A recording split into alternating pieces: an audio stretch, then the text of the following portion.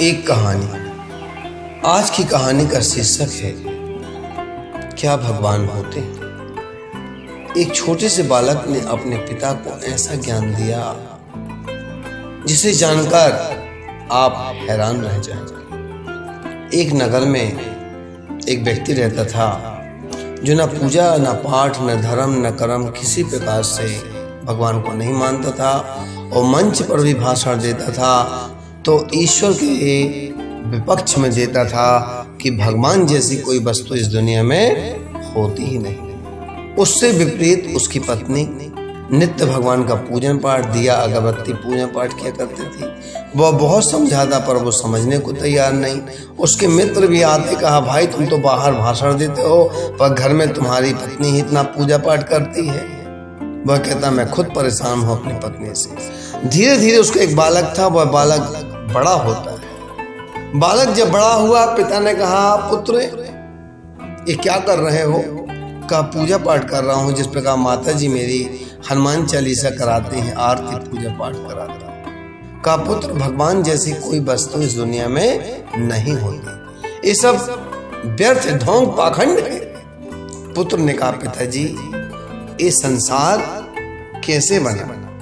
पिता ने कहा पुत्र बीज पृथ्वी जल वायु के मिश्रण से वृक्ष बनते हैं, गोबर में जल के मिश्रण से कीड़े बन जाते हैं, उसी प्रकार से यह संसार बना हुआ है और लोग भगवान की दुहाइयां देने लगते हैं। पुत्र शांत हो गया।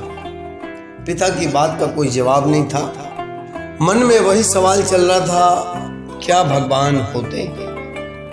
एक संत सतराम जी महाराज वहां से गुजरे।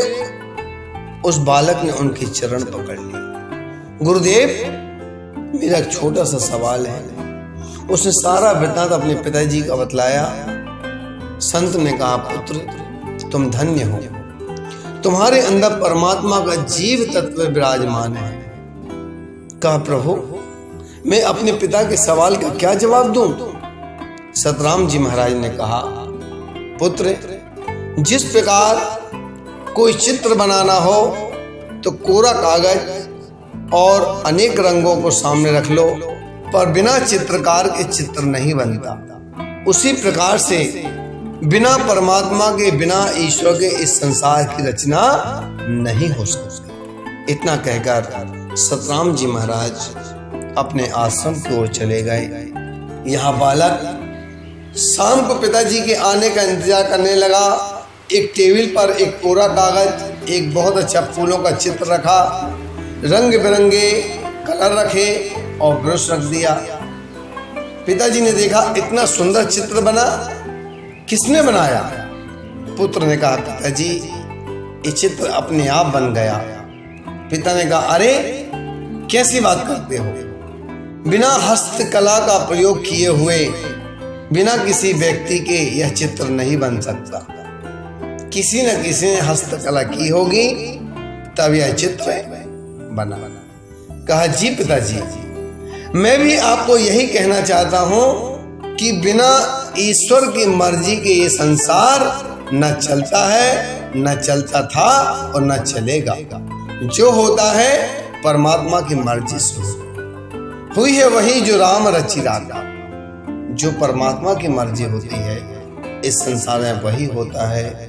लोग नाना प्रकार का क्या कहते हैं क्या सुनते हैं।